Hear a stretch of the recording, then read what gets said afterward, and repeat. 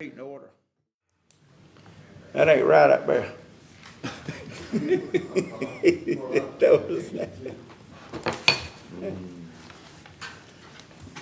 Let's call the meeting order. This is the Ware County Board of Commission call meeting Friday, September the 1st, 2023. I'm gonna do a roll call. Mr. Burris? Mr. Pope? Present. Mr. Lucas? Present. Mr. Barnard? Present. Okay. I'm gonna ask this Danny if he would to come up and lead us in prayer. And if y'all would, let's have a moment of silence, think about the storm victims and the people that's out there working. We need to remember them if we can. Okay, go ahead, Danny.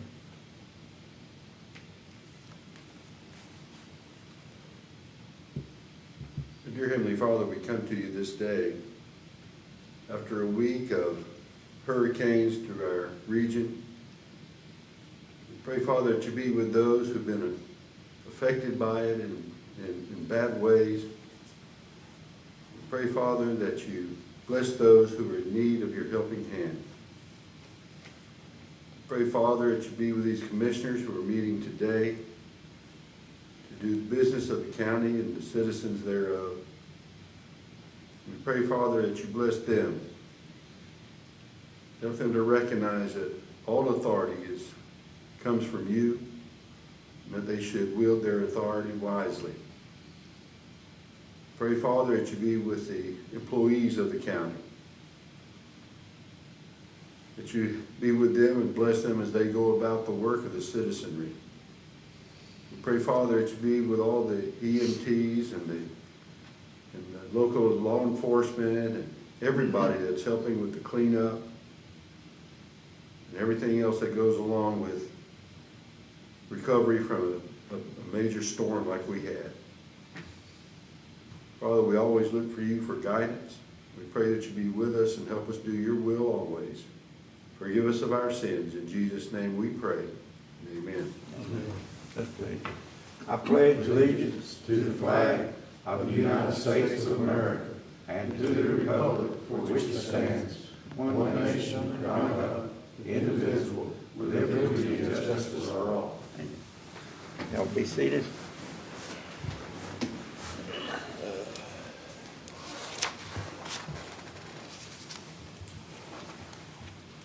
These agenda items.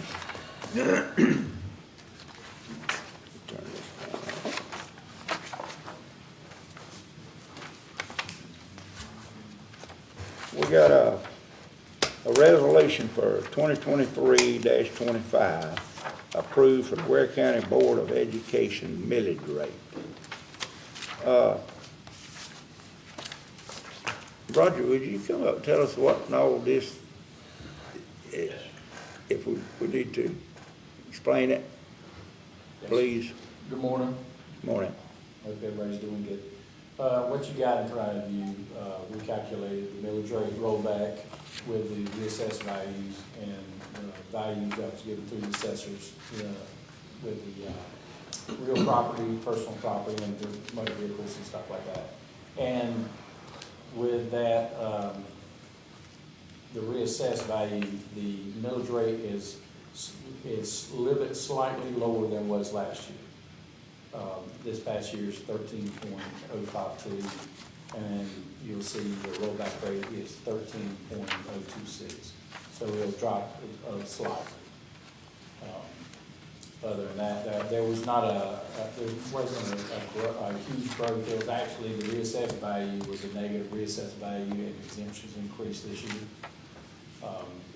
But just going right, I do think next year is going to, we'll see something totally different with assessments and all. With the reassessed value will probably increase next year, which will probably have the rollback rate to go even further down. But that's what we have now. It's 13.026. There were a little over 5 mills rolled back from the off the gross digest millage rate for sales tax, the lost sales tax that was applied.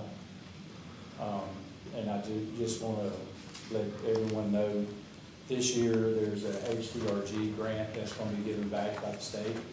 and that's for everybody who is homesteaded. And Ware County, right now, with the county and the school, people's gonna see about $527 that'll actually come off their tax bill that the state's gonna pay. And once they get the forms, everything, turned in and the digest is approved, we'll be looking at getting a check about a month later. They're gonna send them out monthly, so we'll be able to get, the amount of money that was taken off the county, on the county's portion, will be sent to the will be sent to me, and then I'll get it to the county and school. It'll go to the school, and actually the city residents will see an extra, savings on their part because the city is still part of it. So there's gonna be a reduction. I mean, what they see, what the taxpayer's gonna pay on the tax bill is gonna be lower this year because of that grant. But this, right now, it's scheduled just for this year only. It's gonna be roughly $1 billion across the state that they're giving back. Okay. Y'all have any questions for him? I think we're on the Board of Education millage rate approval. Yeah, but he was. But you just talking Oh, about yeah, the I county. was on millage rate on the school board, it's basically the same thing. Same thing, yeah. The same thing. Yeah. They're rolled back, so, and really, with the school board, it's really a formality. They're a recommended authority, but, there's been laws and, court cases where you gotta prove it, but they're usually rollback on theirs too. So they Theirs go, actually increased a little bit, but not much, but it's a rollback rate. It's not what they wanted to pass. Everybody wants lower millage rates, but that's what theirs is compared to last year. okay. What would happen if the county didn't approve that millage rate? There's already been court cases. Basically, the counties are forced to pass it. They've had in Supreme Court, and they say even though the recommended authorities, you have to pass it. Okay, Theirs is, 15.064. 15.06. And the county's is, 13. That's a good bit of difference, ain't it? Just for school board, but that, not a, Well, their budget, everything's a lot higher than the counties.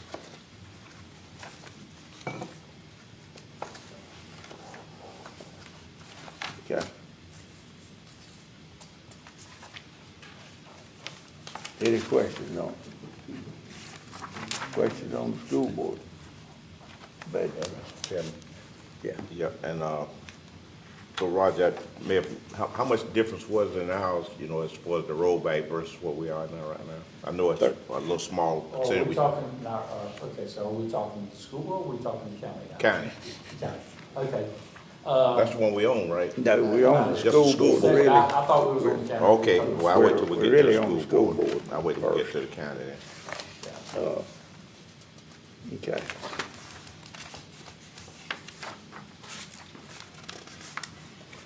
All right. Any more? School board. Mr. Chairman, I make a motion that we'll set the school board's millage rate adjustment. As I'll it- second that. The 15064. Yes, millage rate 15.064 for the calendar year 24. Okay. I have a motion. I have a second. You got a second? Yes, sir. Okay. So we're adopting resolution 2023-25? Yes. That's basically what we're doing. Okay. Thank you. Okay. Is there any discussion on it? Anybody? Everybody satisfied with it? You got anything, Mr. Burson? No, that's pretty much, like I said, when they submitted, pretty much I guess for lack of a better term, we just about pretty much have to accept it because they're the one that's, levying this millage rate on. Yeah. So I Might don't have, add, they are using the rollback rate, so, okay, They using, yeah, that's The the rollback. rollback rate. okay. okay. Okay, let's vote on it.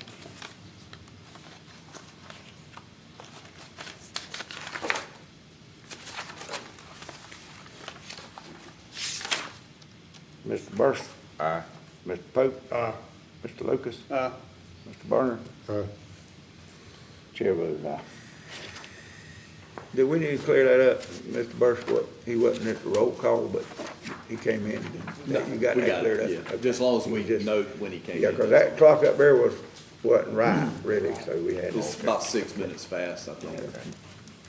Okay, all right, So, Roger. excuse me. Let's go to the next one. I'm slow. The Ware County Board of Commission adopting the millage rate for both unincorporated and incorporated areas of Ware County. 2024, adopting the rollback rate of 13.826 and providing for an effective date. Okay? Yeah, I hear a motion on that one. I move that we accept the resolution 2023-26, adopting Ware County Board of Commissioners setting and adopting the millage rate as set forth before us. Okay. Got a motion. I'll second that. We got a second. Now, do we have any discussion on it? Again, I guess that question I was asking Roger about what's the difference in this rate versus, I mean, the amount of money roughly. Actually, I mean, this rate's lower, Right, I'm saying, but you're gonna, yeah, I think it was $345,000. 375. 375. 375, okay, more on taxes, or anything, with growth, right. with natural growth. We had increase on a lot of things, didn't we? Even Yes. timber bags, homestead, we got a lot of stuff increased, Yes, there was a lot of timber cut last year. yeah. So, and just so when you're looking at those numbers, the numbers for timber, heavy duty, and, that's all based on last year's millage rate. Same way with the motor vehicles, that's last year's. It was all 22, coming in 23. Right. The mobile homes is actually the 23. So that's just the way the system goes. We can't, you know, if with timber that's being cut at 23, we can't figure that out because we still got the rest of the year to go. Yeah, there was a lot of timber cut last year. Okay.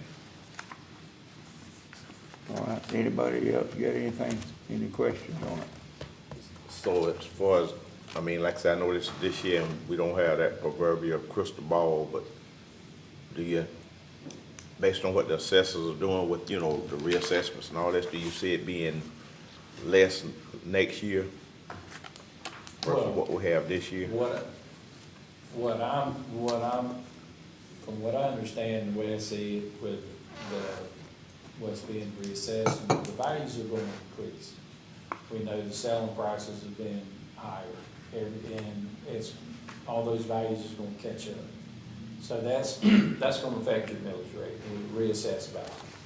But, and there's also going to be exemptions. The higher, if their homesteaded with freezes, the higher the values go up, they get the same amount of freeze, exemption goes up with what their value goes up. So we're going to see a big difference, but with the reassessed value, I do see the millage rate coming down next year. But, you know, I do think there'll be a lot of appeals.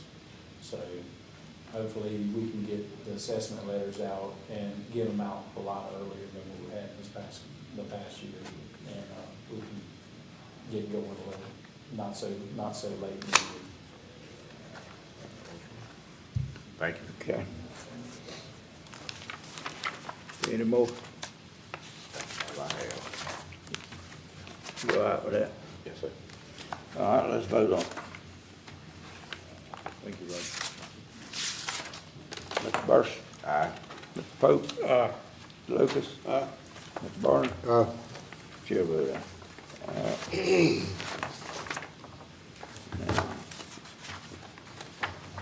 Okay, we got a purchase request for a 2023 Pierce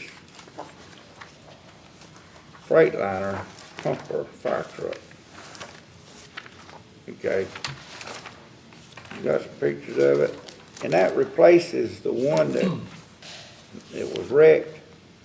We have an insurance claim check from the total fire truck is $136,734 with the difference. The new one's gonna cost us $431,526. Less that, you're looking at $294,792. Is that correct? That is correct, yes, sir.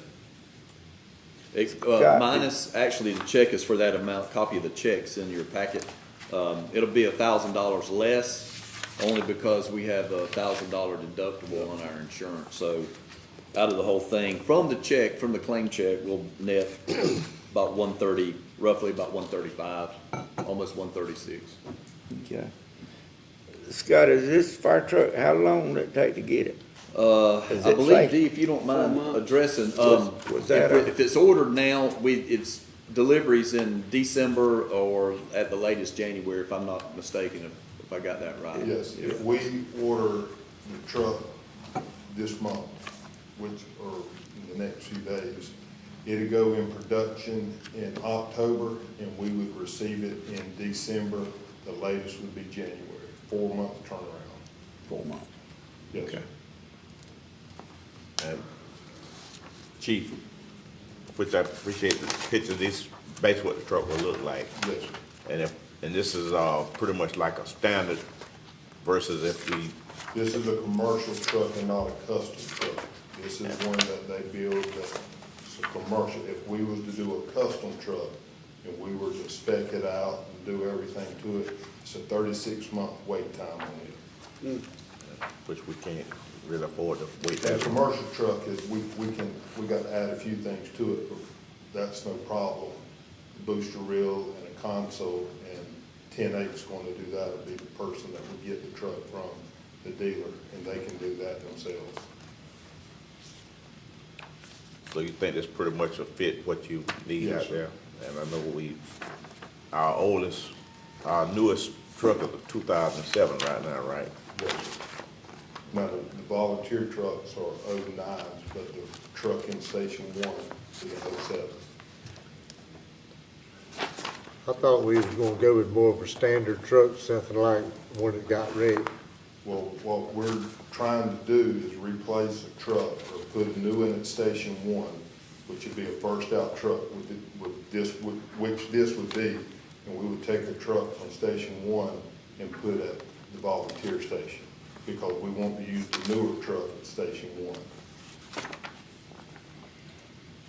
I mean, I agree with putting a new truck at Station 1, but I didn't think we was gonna go with such a full-blown fire truck. Order something that's similar to what we got to go to Station 1, instead of like a 2-door fire truck, instead of a 4-door. Wasn't that what we talked about, just kind of ordering a standard truck? Standard, I don't know, is it, You gotta have this is full like order. this is a crew cab, basically. Yes. This is, the truck that we got at Station 1 now is a crew cab. The 2 trucks that we have at Station 1 are crew cab. Volunteer trucks are trucks that just have single cab. But we were gonna try to get the truck that where we could have the crew cab in it.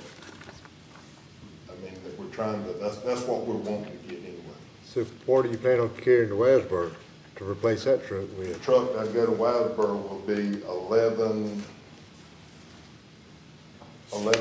to go to Wildeboro. Would it fit in that fire department out there? Yes, sir.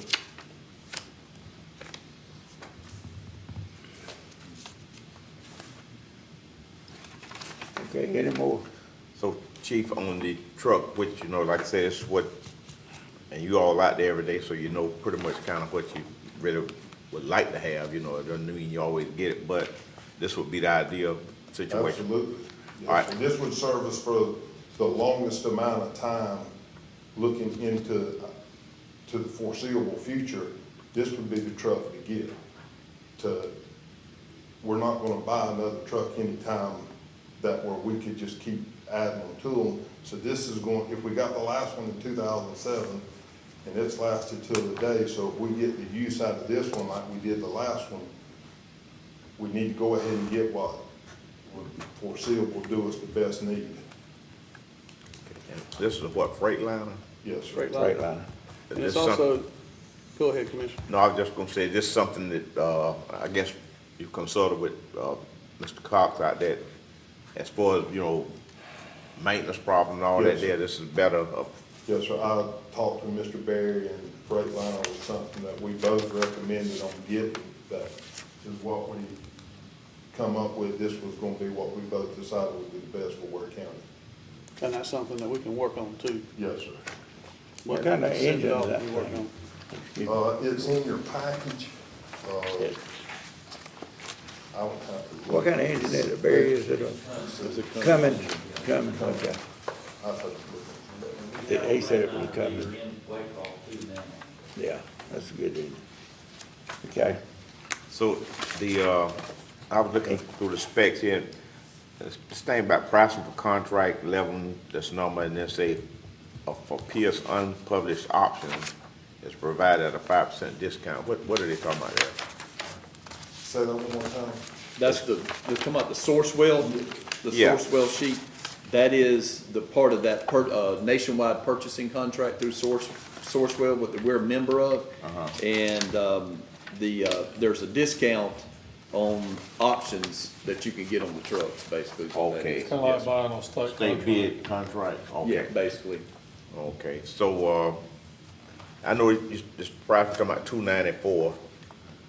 Now, is there gonna be any additional, money that we gonna have to pay? I mean, as far as like No, sir. options on the truck and all that? The 431 price is including the things that we've got to put on it, the console, the booster reel, and a couple of other things. That's included in the 431 price, which would be the difference of whatever, 294, I think it is what that would be. But that's all included, yes, sir. And I believe even the '07, we had to replace that engine in that truck, didn't we, a while back, so, okay. What kind of warranty does this have? It'll have it's in your package, it'll be about like the car warranty. Everything's covered on it there's a whole section devoted to warranty that's divided up. Got standard warranty. It's It's over there. I don't want to give you the wrong answer because it's on here. It's about 6 or 7 pages. Oh, okay, yeah, I see it. Warranty period, 12 months. That's a good warranty there. It's right for their justification and our condemnation, so it'd be okay. 1-year material workmanship. Yeah. Yep, So where does money gonna come from? ARPA, I think last time we looked, it was roughly about $4.3 million left in that fund. Primarily too, because we won't have any SPOS funds for about 1.5 years, only because we're having to save it up for the overpass. And I would strongly suggest using ARPA, because we'll have to have it allocated or spent by the end of next calendar year. right, And that's, the larger tickets like that will save in the SPOS. So you'll be able to use, the SPOS will actually go further because you're able to use the ARPA funds for this. so basically if we didn't have the ARPA funds, we'd have to use SPOS, which we don't have right now. You don't have it So- for roughly about 1.5 years. Yeah. Okay. All right, any more questions? Now, on the delivery, they deliver it down here? Yes, sir. Okay. Yeah, they deliver it. Okay. All right, Thank you, Chief. we hear a motion? Off motion, Mr. Chairman, that we approve. Okay, how you gonna come with a motion now? Let's, you gonna do Let's see the, here. just like they say here? Let's see, off motion that we approve the purchase of the 2023 Pierce Freightliner pumper fire truck in the amount of, guess be 431, 526 minus the difference of the check we got for the Be 294, wreck 792. check, wreck truck. Okay, I'll second that. okay, got a motion and a second. Any more discussion on it? Well, the cost of the truck is still close to $500,000 regardless of where the difference comes in. Right. I mean, there's an opportunity cost that money could be used for something else, but the end is, I guess the bottom line is the bottom line. I personally think there's enough fire trucks for Ware County, but I'm fine.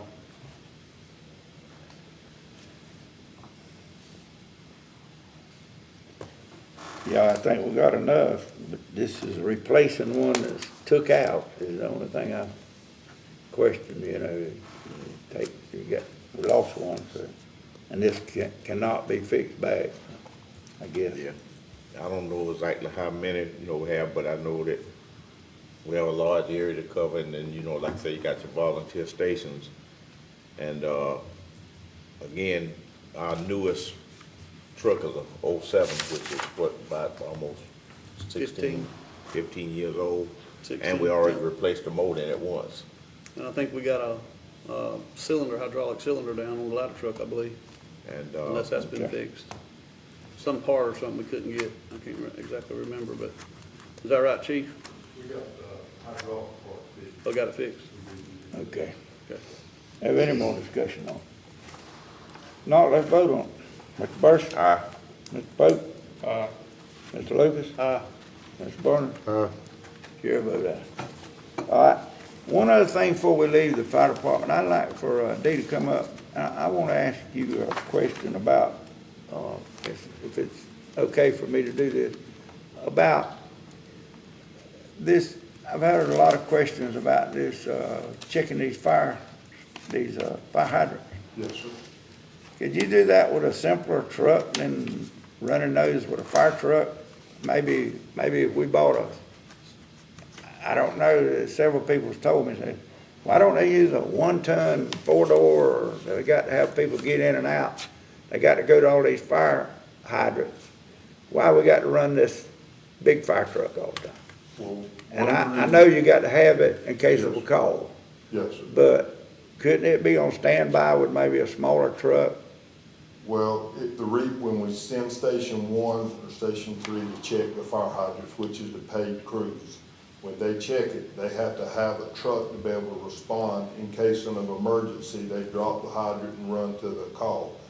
If we were to do it in a smaller truck, I would have to take a crew off of one of those pumpers to send out to check hydrants.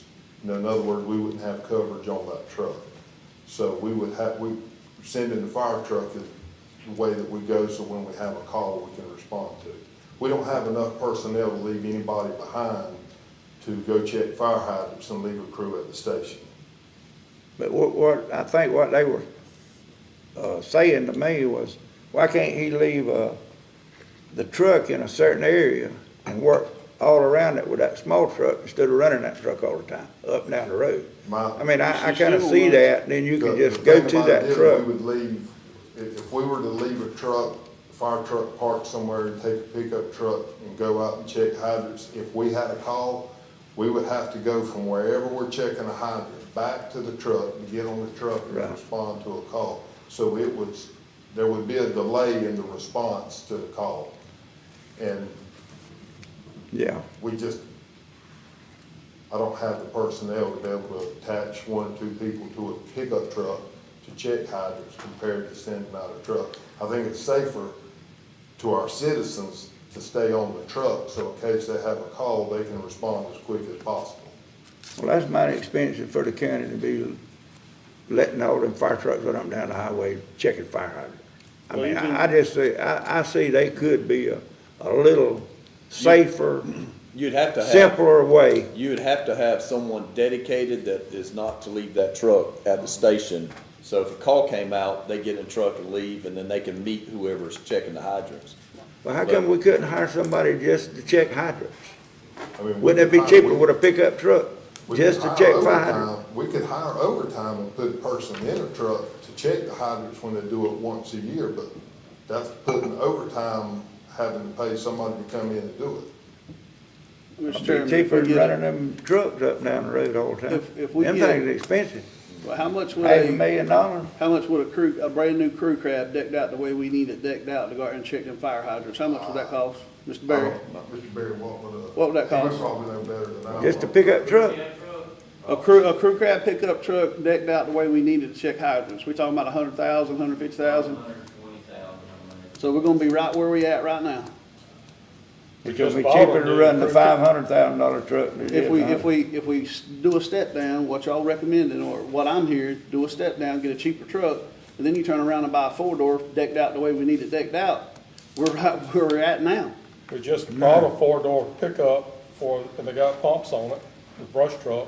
I mean, that's a little simple truck. That's only a two-door truck.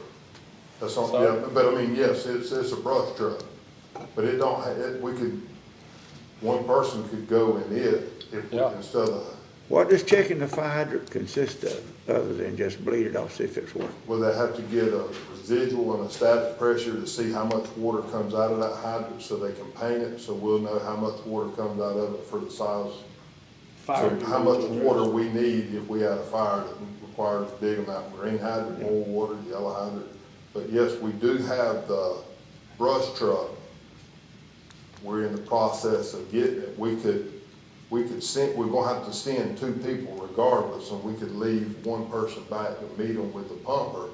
But we do have that brush truck. It's in the process of getting everything put on Well, I it. thought it was complete. Okay. I don't know, I've had a bunch of questions about that. I mean, I You know, can, why we gotta spend that much?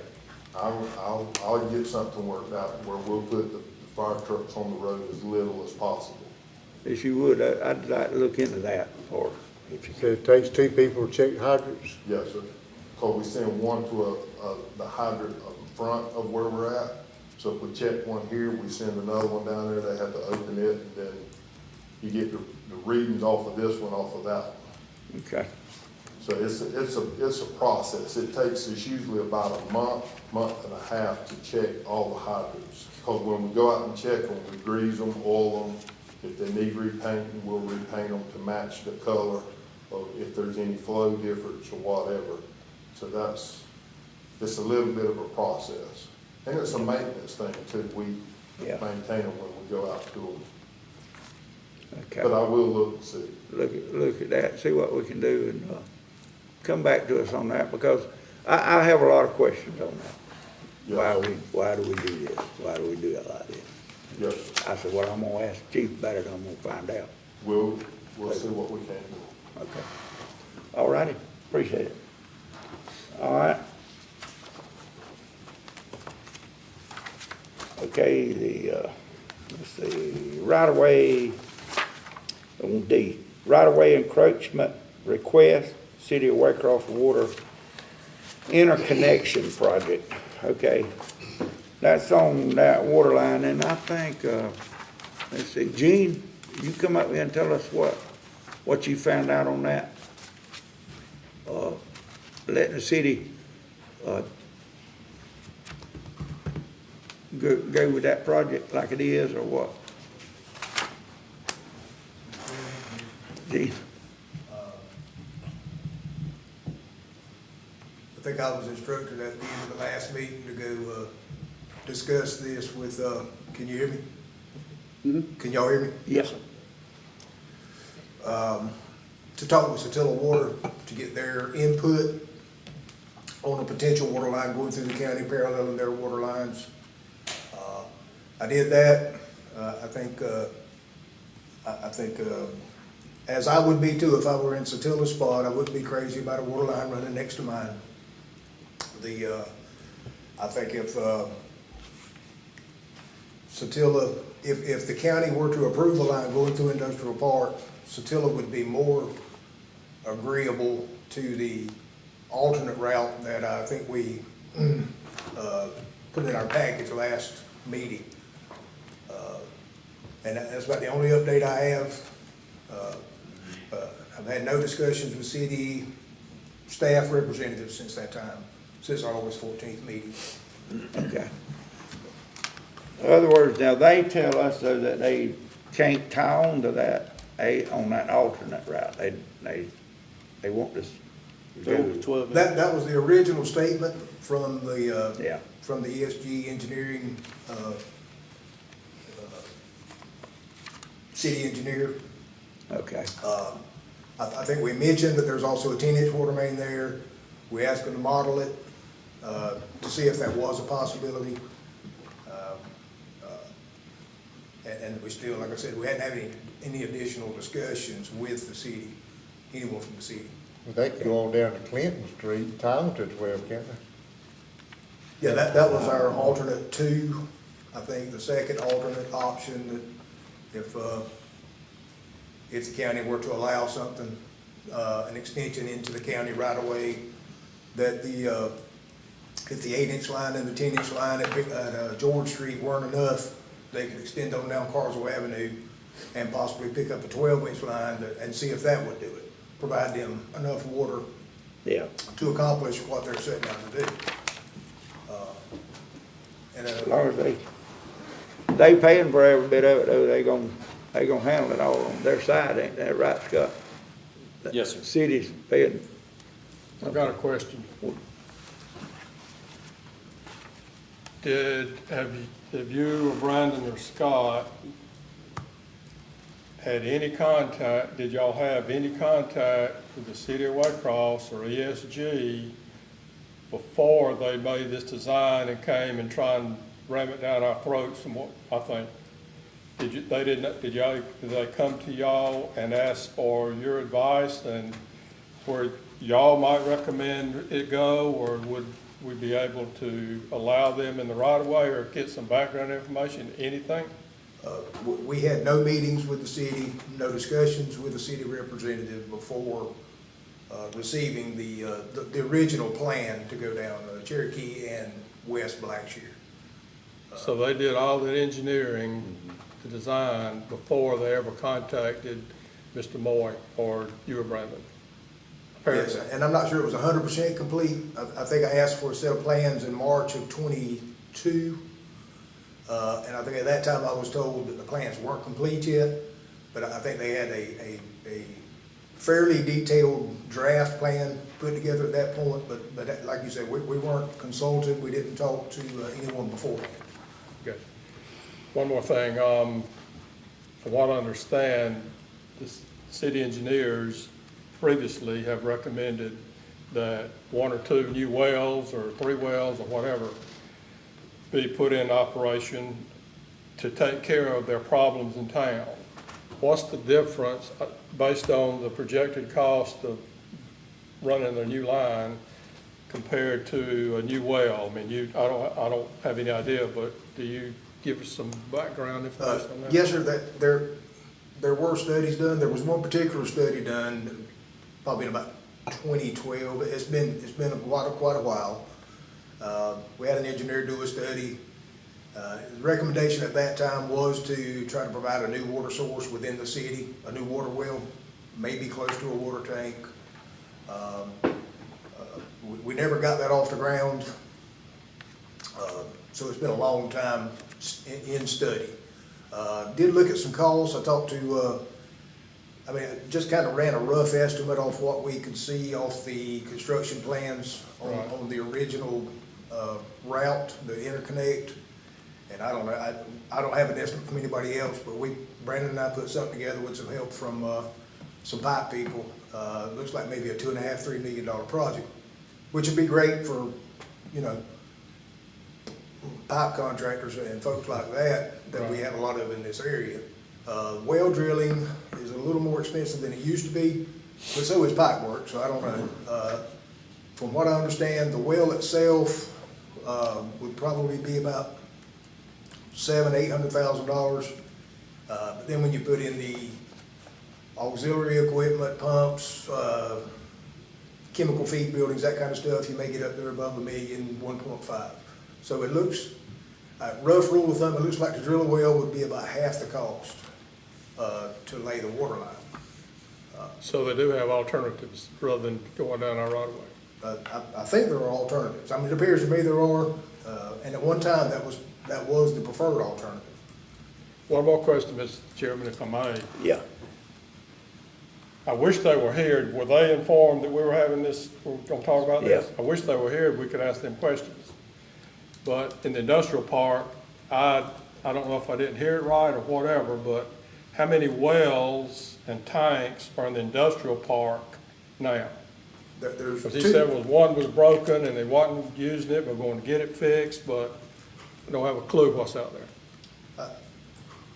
I think they did raise some questions with some of the comments made at the August 14th meeting. There was, from what I understand, one of the tanks in the industrial park was taken offline due to lack of consumption, trying to keep water fresher. I don't know if I completely understood the theory. And then there was a discussion, I think they had an issue with one of the wells.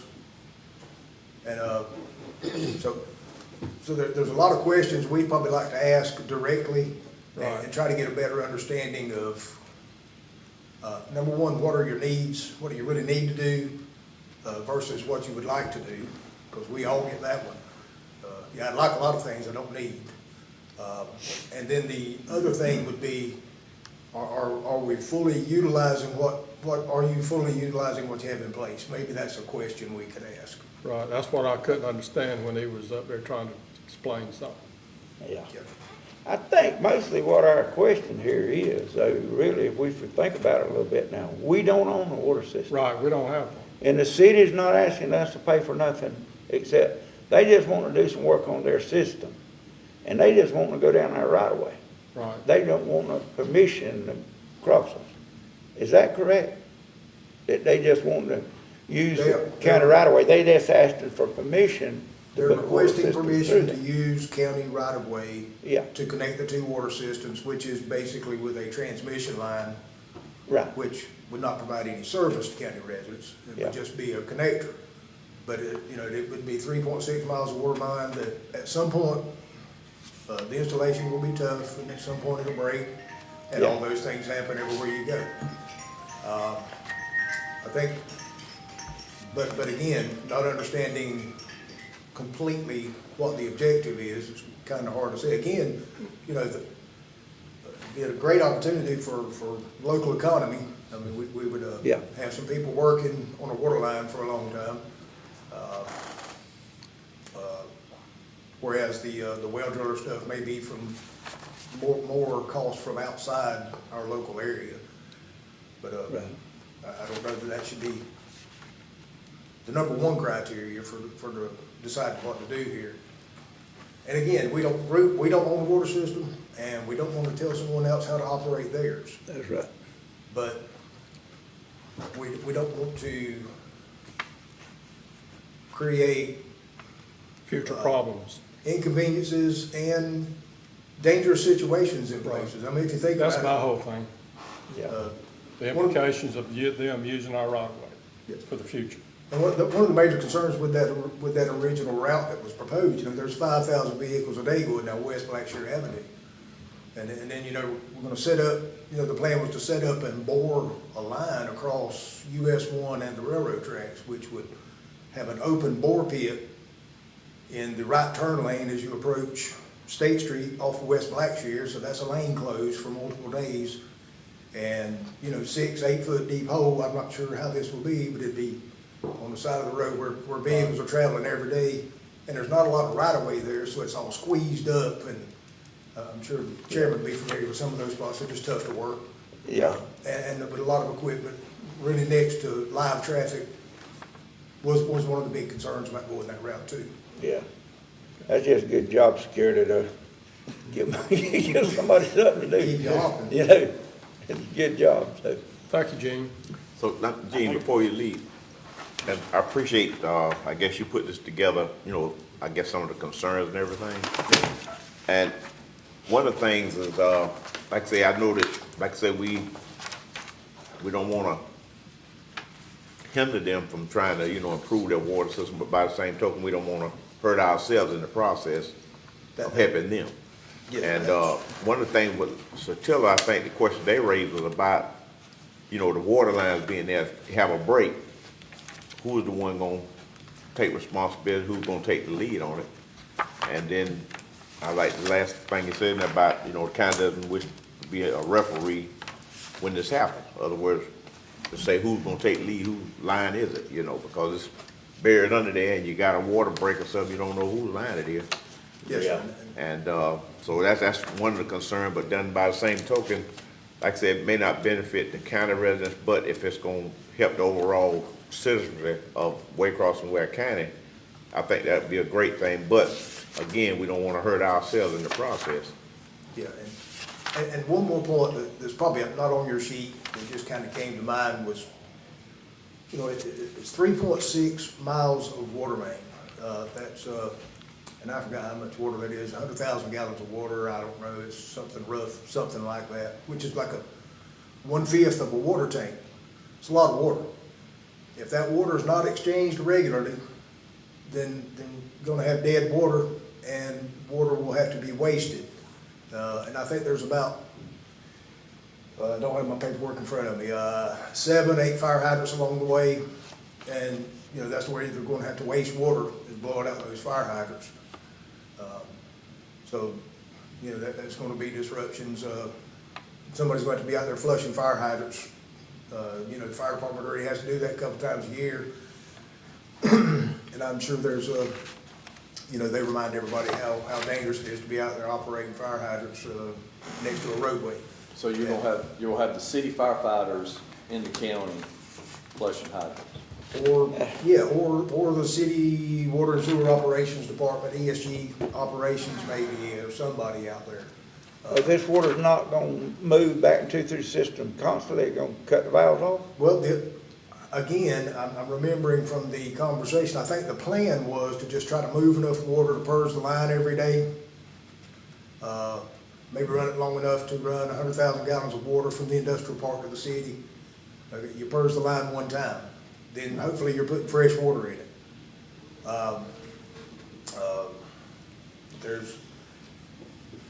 There's also, they already have issues in the industrial park with water consumption not being high enough, and once water sits in a pipe for a certain length of time, the chlorine's used up, and those guys will tell you the same thing.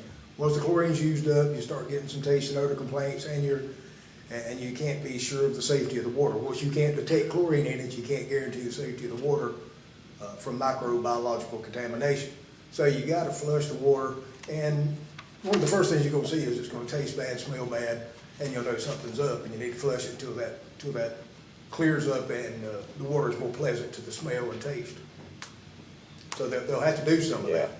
Yeah, so there'll be some impacts. And, Oh, yeah. And as it's, if it's not caught in time, if that's not done religiously, if you don't move some water through it every day, there's a good chance city customers are gonna start getting some water complaints if you're trying to push a lot of water for 3.6 miles, all at one time. Like you let it sit for a week, then you turn it on, somebody's about to go out and waste water, or your customers are gonna get it. It's gonna be a tricky thing operations-wise, I think, for the folks running the water system too. But they're professionals, they know how to do this. Yeah. Gene, how far will those two lines be together, close together? I don't have the exact numbers, I had them on, Is it- again, I should have brought all my stuff, I guess. Not all of the whole thing's gonna be laid right by it, but it's gonna be That's correct. maybe a There's half a points where mile, they- a mile. There's points where they are on opposite sides of the road, and that's the best way to keep them separate. Yeah. And even that's not perfect, but No. that's the number one thing. If they're on separate sides of the roadway, then the folks running those systems, and again, you're depending on late night water main break, you're depending on the guy on call. Yeah. That one guy that somebody's gonna call and say, hey, we got a water complaint, water leak somewhere, can you go see about it? That guy's got to know, my water's over here, your water's over there. Yeah. So there's a lot of things that have to happen. So Right. this won't be the end, once the road's patched back and all that kind of stuff. There will always be some concern about who's gonna take care of this. Yeah.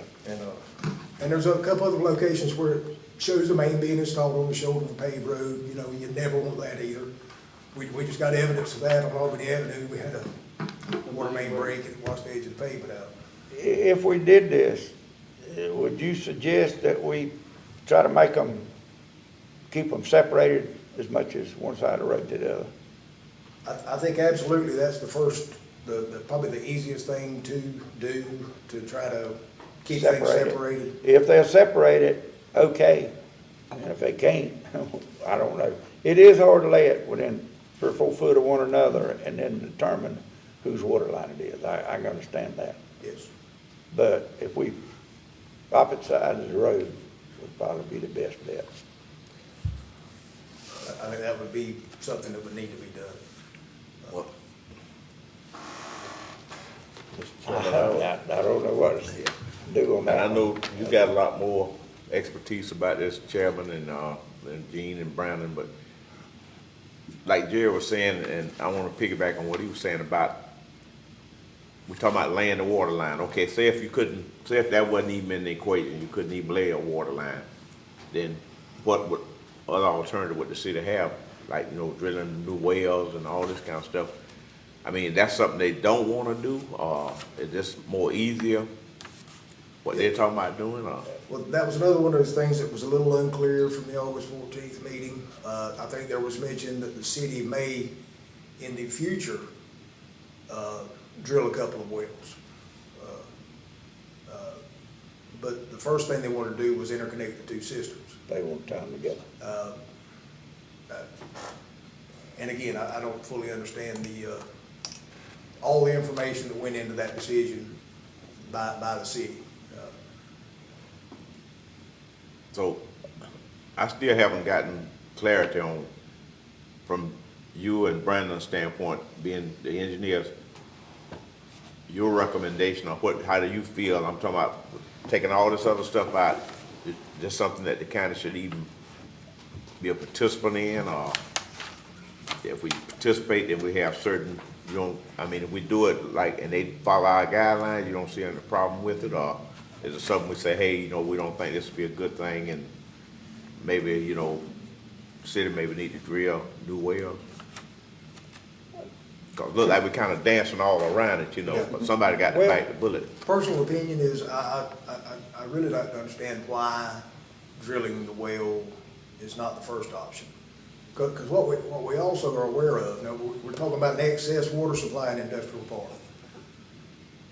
We're also hearing a lot about development coming to industrial park. If there's enough development coming to industrial park that it's gonna fill industrial park up, then the water consumption will likely go up in industrial park, and we may need that excess water supply to serve the new developments. So it's kind of a tricky thing, and somebody talked about a crystal ball a while ago. I don't have one.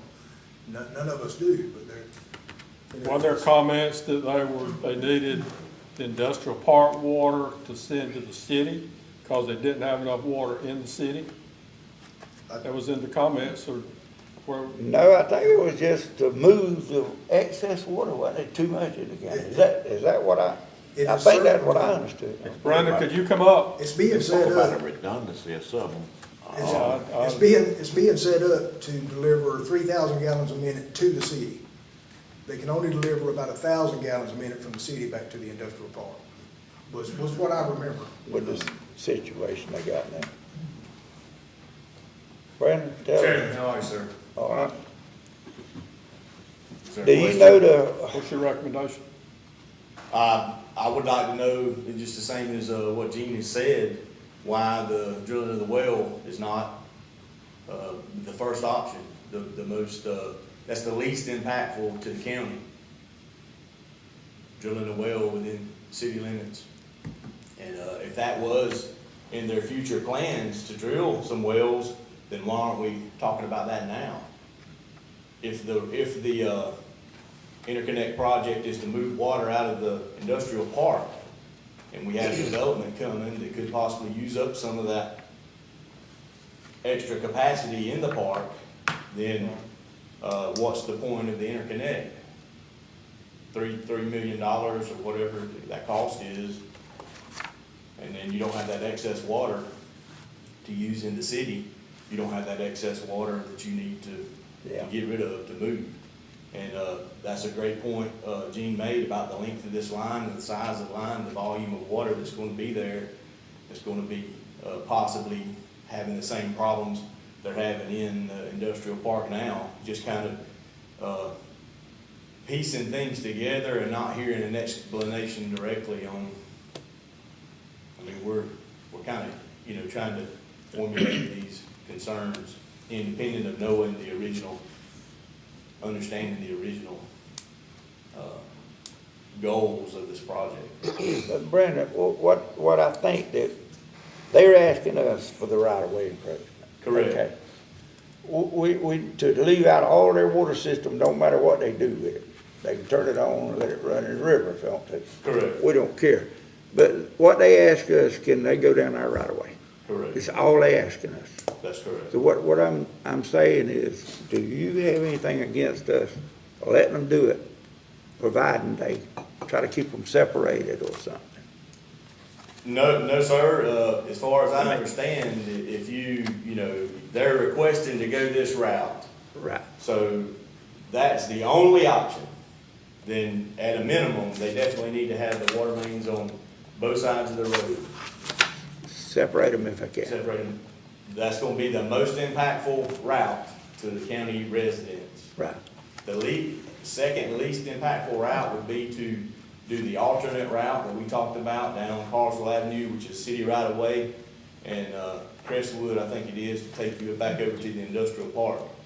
Less impactful to those communities in that residential area that they sent us was. And then the least impactful to the county would be for them to dig wells within the city limits to provide the water, but that may not be, you're saying the problem was the bad water in industrial Yeah. park, which I ain't gonna get into their water problems. I don't know nothing about it, but they just asked to use our right of way. Yes, sir. And I think that what we need to do is just consider that, if they wanna use our right of way, we wanna be a good neighbor to them. I mean, I don't have That's any a problem with policy, being. that's a policy issue with y'all. This- If y'all want to allow them to do that, then we're gonna do the best we can for Ware County. Right. That y'all request us to allow them to do that, we're gonna be out there and make sure they do it, you know, as least impactful. As far as the policy of that's a good idea or a bad idea, you know, that's not really on staff. We're to execute the policy that y'all lay out for us. Okay. Yep. That's what I really asking you, if you're gonna let them do it, would you suggest that they separate it or whatever they do? Yes, sir. Yes, Okay. Is that what you suggest then? yes, sir, I would suggest they stay on the opposite sides of the right of way. Separate it or use another alternate Yes, yes, sir. where they don't run water lines right side by side? Yes, sir, that's not a good idea. Okay. Yeah, and I'm glad you brought it up, because at the end of the day, we don't want to come across as being anti-progress, you know, with the city, Right. you know, and because there may come a day and time that maybe we need heats up from them, you know. So I think we need to bear that in mind also, but as you said, as long as we have the certain parameters set to where this is the way, okay, we're gonna grant you this opportunity or this right to go down our right of way, but these are the things you're gonna have to comply with. You got to do A, B, C, D, and then if we have to expend extra manpower to monitor that, then we need to be compensated for that also, to make sure that they're doing what they're supposed to do. A lot of times people, they'll say, oh, I agree with everything, until they get in there and get what they want, then they wanna do it like they wanna do it, and we don't need to be faced with that. Gotcha. All right. I guess that's all. Anybody got any more questions for Brandon? One other thing, Mr. Chairman, before we make a concrete decision about what to do, we need to make sure we got all the parameters set. And I would hope that Brandon, Gene, and everyone else on the county side can meet with ESG, the city engineers, whatever, and make sure everybody's got a good understanding now. Well, they got to adjust that plan. They're gonna give us that plan. I think they've already gave us one. Yes, sir. We don't We've like seen- that one. We've seen some plans from And them. we Yes, changed sir. the alternate. So what we need to do is, Mr. Chairman, come up with go ahead. if you don't mind, I got something. I've already been receiving phone calls from constituents in my district, which is where 99% of this pipe's gonna be over in my district. All of or 100% of it, like Mr. Steve said, Commissioner Barnard said. And I've already started receiving phone calls because they're getting alarmed and they're getting put on edge with us talking about having an impact on them, you know. If there is an alternate route, my first question is, have they consulted with ESG? Have they consulted with Ware County Ware County Water? Well, they got Have it they in there doing themselves it. went down there and talked to Ware County Water? All the players need to be at. Satilla Water. Yeah. I didn't see none of that listed in the paperwork. Well, they went down there and talked to, you know, the water department, Ware County Water Department. I hadn't seen that. Have any of y'all seen that? Have I overlooked it? I haven't seen anything. You know, see what I'm getting at? It's like they're coming to us, asking us for permission, but they haven't took all the steps they need to take first to make sure that this is the best route to take. Yes, sir, and it is county right of way, Right. so that, I guess that's why they came to us. I don't wanna stop their progress, but I don't wanna hurt us either. Yes, sir. You know, and we know for a fact what we got coming. I mean, Once the water once the water line is down there, it ain't gonna bother us. I mean, you may have a Well, little if bit of once it's down construction there- area, but I understood the gentleman to Once it's say in when he place. was here, if they hook up to that 12-inch main like he's wanting to, because he said the 8's off the table, the 10's off the table, got to have 12. Well, if we let them hook up to the 12, they can get 3 million gallons every 24 hours, was it? 3 million gallons moved to the city, but only 1 million to go back.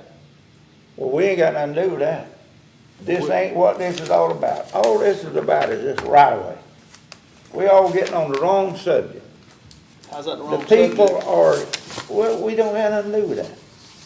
Yeah. We got are, industry this coming. is the right-of-way encroachment, is all he's asking for. It don't say nothing about none of that. And they're not asking us about that. We could care less what they do with their water. They want to go down our right-of-way. If they hook up, Simple. if they hook up to our main, it's our water. They ain't hooking up down there. We don't- They hooking up to theirs. That's their water mains on both sides. City owns the industrial park water system, and they own the city of Waycross.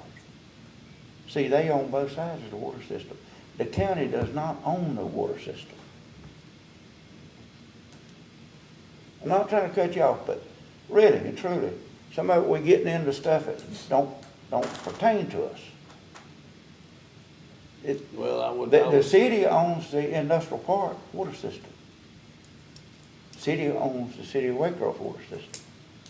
All they want to do is tie their two systems together. Is that correct? Okay, that's all they want to do, and they want to use our right of way. We need to grant them easement or refusal, Grant them easement. or refuse it. If you make a motion, I suggest, or I guess I could, I'm gonna make a motion that we grant them an easement, providing they separate the water lines as much as possible and give them the right of way to tie their two water systems together. I think that'd be a good starting point, but we need to get a little bit more I think more information detail is needed. about certain things because, Okay, what's the certain things that we need to talk about? okay, just like you got Satilla Water, Sewer Authority, they're players in this also. And just make sure that everybody got an understanding as, okay, we granting this easement, but these are what the parameters we want. And I think that's what Gene and Brandon will come in, also with ESG engineers, and everybody sits down at the table and say, hey, we're gonna grant the easement, use of our right of way, but this is what we're expecting right here. This is the way it's gonna have to be done. Like I say, we don't wanna get into all the minutia about, you know, how many gallons and all that, because that's really That ain't not got our. nothing to do with it. But The we two just, water systems belongs to them.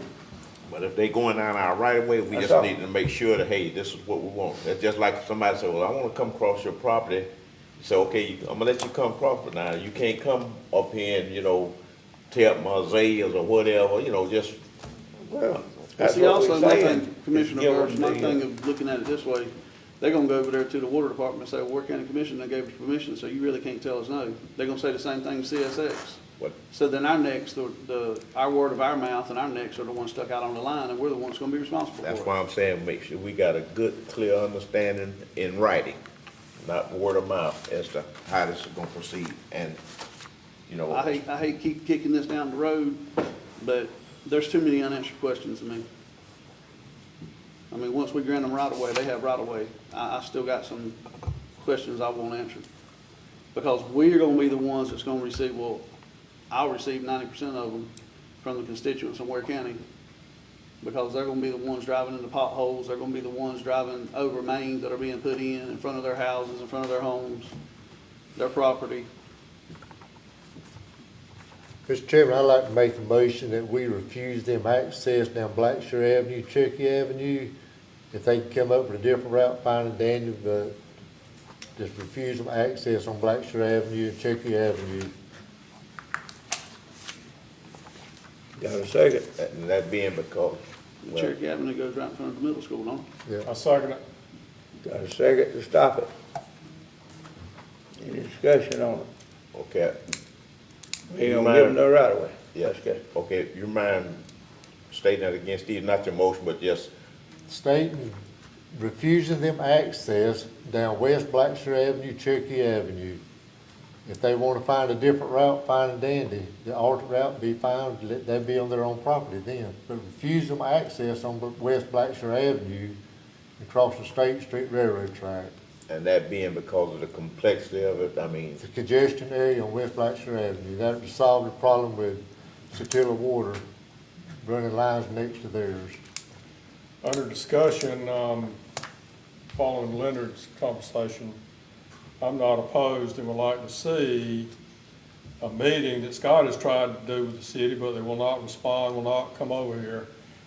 A meeting with the county commission engineers, the Satilla Water, ESG, and the city of Waycross with answers and questions, just like they should have been here today, to answer questions that we have. And I'm in total agreement with the chairman, all they want is right of way, but we, personally, and you're gonna get all the questions Exactly. I've and already the started getting it. complaints. The questions we have about the implications of letting them use the right of way, they're just questions that are legitimate, and I think we need them answered.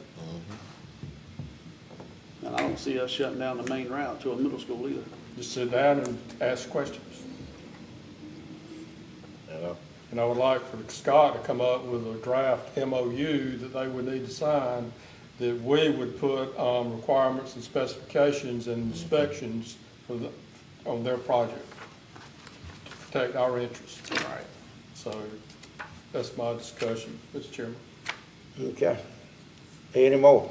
Well, again, piggyback on what Jerry said, and we made one last ditch effort to, hey, try to set up a meeting with their engineers, Brandon and Gene, Satilla Water, all the players. And say, this is the date, we're gonna discuss this here, and right now, we're pretty amenable to, use of the right of way, but with certain stipulations. Well, that's what we did, and Gene came up with this report. I mean, that's what we told him the last meeting, But We they can haven't do even, that. they haven't met, y'all haven't met, have you, Gene? With Satilla, city engineer, ESG rather, the manager, I mean, Commissioner, it was my understanding I was to speak with Satilla Water after the last meeting, which I did. okay, I have not met with the city, but I think it's a great idea. I think, Commissioner, that we do that. right, And I think if all parties would sit down and openly share right. their intentions and be fair to each other, that there's a part of county staff's feeling that this was kind of pushed on us, this original route with not much coordination ahead of time. And people are gonna say what they're gonna say, it's my fault, it's your fault, it doesn't matter, it's the point we're at right now. Like we said, if we're just asking for permission to use the right of way, like the commissioner said, Commissioner Bursey, yeah, you can come through my yard, but I don't want you coming up next to my house. Right. Can you come over here next to where you're not gonna affect my property too much? Right. And we've been through that 100 different times with drainage easements and everything Yep. else. If you want permission to come through my property, let me have some input so I don't get hurt so bad. That's all. And I think that. Well, I wanna do the right thing for the city, but Right. I've asked that we, even if they don't do this, to send us a plan there, maybe we could let them do it somewhere. If, alternate route, and so they don't be up next to these pipes, stuff like that. I mean, we wanna do what's right for the city and let them tie their system together. But then we need to look at some alternates on it. Right. Okay. That's what we're saying. Let's do it like that then. So, we're gonna do the one to stop it until we look at some different alternates. What do you think we need to do, Scott? That, I would suggest you move in that direction and then just see what comes out of getting together and talking about the project and see where that leaves you at that point. Okay. And I will say this, from doing this type of work for 30-plus years, it's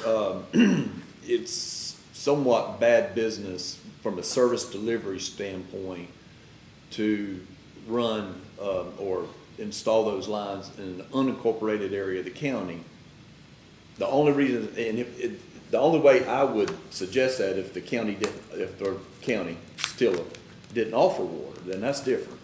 But you'll run into issues down the road, I'm sure, in the unincorporated area of the county. If they run it down their right of way, there's still gonna be a part that's in the county.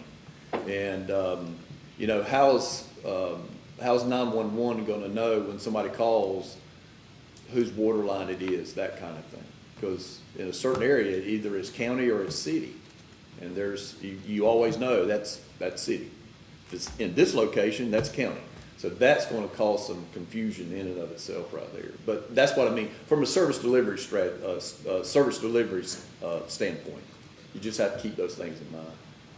And even a repair standpoint as well, because, Okay. And how fast things are getting done. right. Because you'll in some ways lose control when there's a water main break or whatever the case may be, getting someone out there right away to help.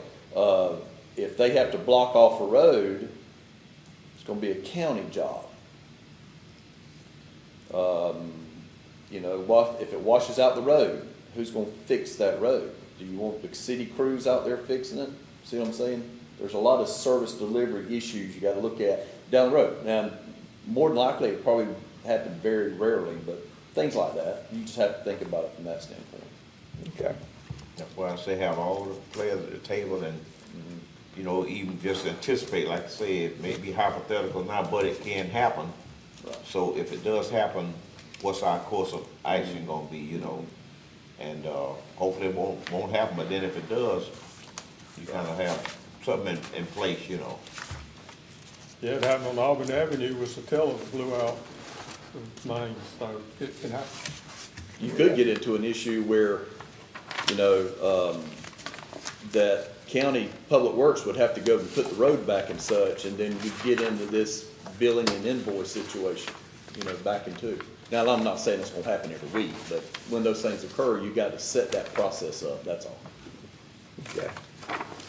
Would it be then that we, just tell them that, let's look at some different alternates?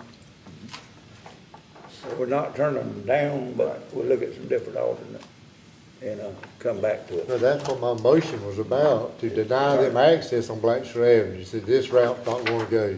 Y'all gonna have to find something else. Exactly. That's what my motion was. That's my Okay. second. And add Cherokee to that. All right, you got a second. We got a Any middle more school right discussion there. on it? So let's vote on it. Mr. Burris? Could you state that again? My motion was not to grant them right of way down Blackshear Avenue, Cherokee Avenue, from the school out there. Not saying they can't do the job, they just got to find something else. Well, I don't want it down Blackshear Avenue. That's what the motion is. Down Blackshear Avenue. on Blackshear Cherokee. Avenue, Cherokee, yeah. What if they swap sides of the road? No, you still Not gonna in front tear of that up the middle school. neighborhood and stuff. You still gonna have problems out there. They gonna tear up neighborhood wherever they go. But you're going right in front of Ware County Middle School if you go down Cherokee. You know how many It cars don't go? matter where they go, they'll clean it up. They can go down Carswell Avenue, they'll be on their right of way all the way past Baptist Village. They don't have probably a mile down dirt road that's in the county. There's no houses or anything on that road. Okay, so but what we are, My motion is not to give them right of way to put the water on Blackshear Avenue. This is what's stated in this That's right what their here. design calls for, down Blackshear Avenue, in the intersection of State Street and Blackshear Avenue.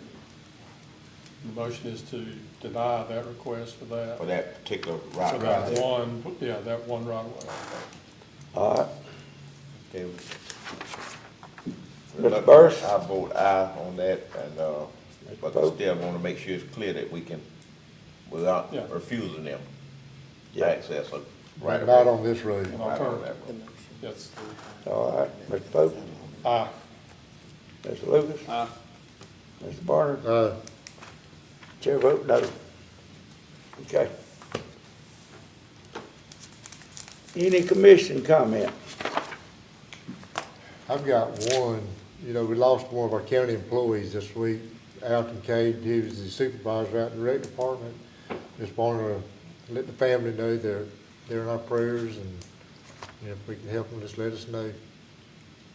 And also, a big thank you to the road department for helping get our roads back in order after the storm. It was kind of hectic for a while, and it still is in some areas. And a big thank you to y'all and all the line crew, George Power, and all the other Satilla REA. Yeah. Yeah. Michael, would you come up and, I want to ask you something. How far are you behind on trying to get some of these washouts and stuff back where people can get in and out? The washouts isn't that bad, it's the trees and stuff Tree. where we're holding up on because of the power lines and stuff. We're actually having to wait on Georgia Power to clear, and the power companies, not just Georgia Power, to clear the trees so that we can get them out of the roadways. Yeah. Do That's- you need that's the some problem. additional help? That's the question that me and Jonathan was having, whether or not we needed to activate our, emergency plan that we have, that contract that y'all approved a couple of months ago. That's a discussion that I think we need to be seriously considered, because of all of the debris that's in people's yards, in these roads, on the side of the roads. What are we gonna do with it? I mean, we're already getting calls now, where's these people gonna take this stuff? We don't have a place. There's nowhere behind the airport we can dump, taking care of debris and stuff. Last time you put it out at the old ball fields at the industrial park. That's right, and you have to we've got a special permit to do that. And they'll come in and grind it up and ship it out. We have to do that, yeah. We have to pay to grind it up and then haul it to somewhere. Last time it went biogas. It wouldn't, up under the federal declaration thing, pay for that? If we get a federal declaration.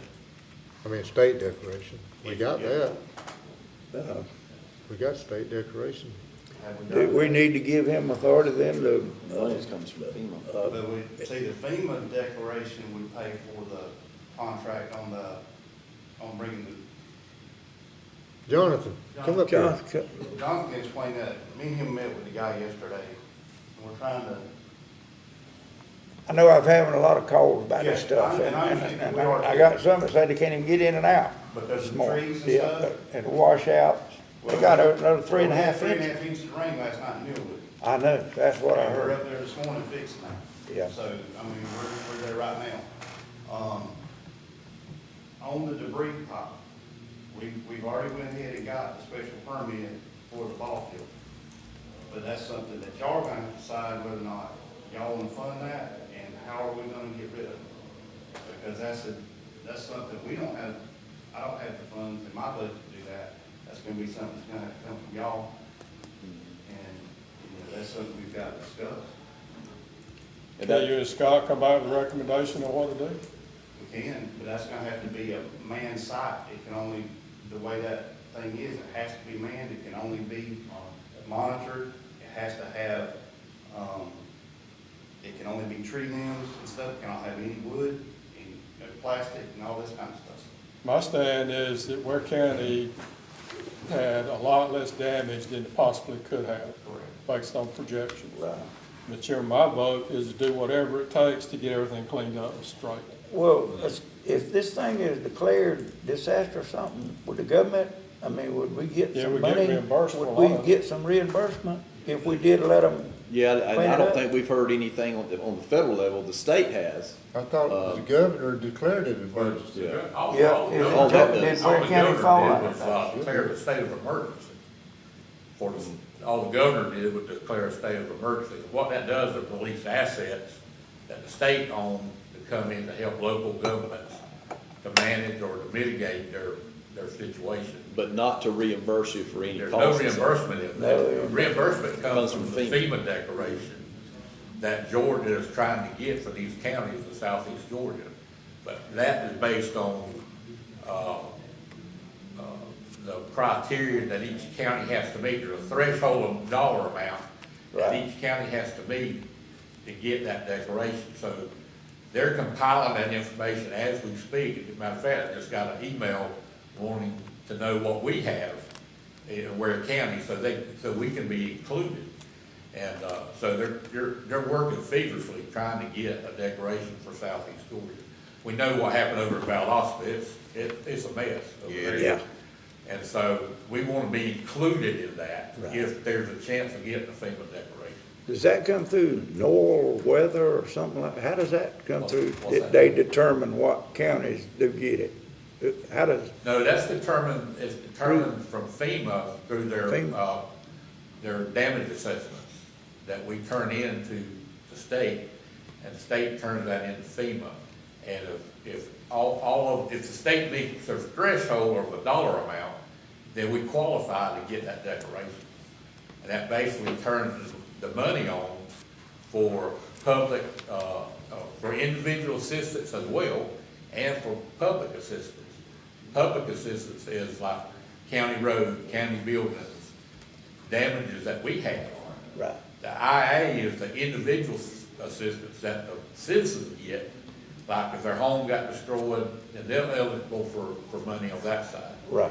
But the PA is the county part, the city part of city and county government, their buildings, their roads, the cleanup, all of that is the PA part. Okay. Is that what the What- tax assessors are doing now out, getting those? Yes, the tax assessors were helping us, do our damage assessment, trying to get the preliminary numbers of how many houses were damaged, whether they're minor, or major, or destroyed.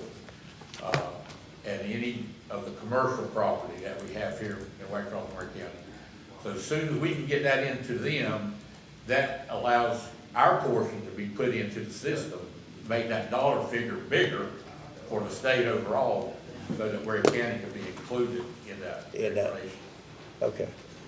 Well, that's what I want to do, because I've been having so many calls, and I know Michael's loaded with everything, and what can we do to help? Right. You know, The cautionary thing to that is, like Michael was talking about, we got all this debris out here, people want to know what to do with it. The commission needs to decide if we're gonna do something with that, but keep in mind, if we don't get a declaration, that expense is gonna be on the county to pay, yeah, if we don't get that declaration.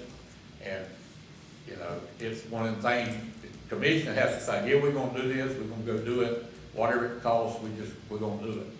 And hope that we get that declaration to get that money back, to be reimbursed. But the initial, if we don't get a declaration, the initial cost is gonna be on the county. If we go out and pick up debris and, like we're talking about, before the declaration, will we be penalized by doing it before the declaration? You don't get reimbursed. You just won't get reimbursed for it. Yeah. That's the Yeah. calculation, right? Basically, it's that way. Anything you do before the declaration, you will not get reimbursed. You'll get paid for your overtime that you spend, but that's it. That's why they're trying to get this declaration just as soon as they can, because of that factor. Sometimes So people are not gonna get that Sometimes money, better just clear the road like we're doing, and like an then, emergency push, what they call, then, open the right. open it and up. I know people won't get their yards cleared out, I get it. Sometimes you gotta slow down just a little bit, give the feds time to get their numbers together, and then get it. Okay, Because when we get through, if we get a declaration, there'll be a stack of paper this high. Yeah. I mean, I got file cabinets full of it, and you have to keep that stuff forever.